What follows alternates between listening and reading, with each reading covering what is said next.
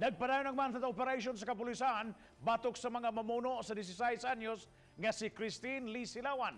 100% na ang kapulisan nga ang ilang target nga mao ang principal suspect mao gyud ang mihimo sa maong krimen. Kinsa usa ka notorious matud pa nga kriminal. Ani ang follow-up report.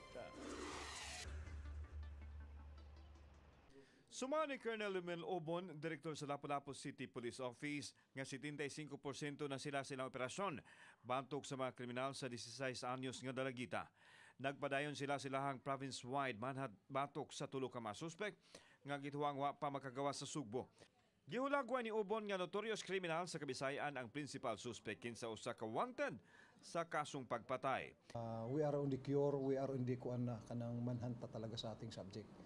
Although we have people around, parang to strengthen na lang na sa ating investigation kasi mayroon pa tayong missing gap because according to the autopsy, the crime or the killing or the stabbing happened in a place other than where the cadaver was found. Sigurado ng kapulisan nga maogyud kini mga tawhana ang mihimo sa krimen base usab sa nagkatakdo nga testimonya sila mga testigo.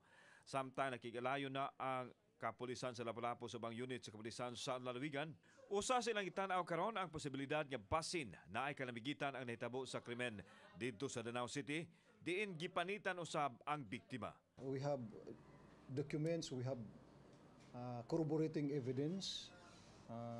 Ang aking kon dyan, testimonies, scientific, itong technical, everything nagpo-point to our guy. Ubani John Solon, ako si Alan Domingo. Balitang Bisdak.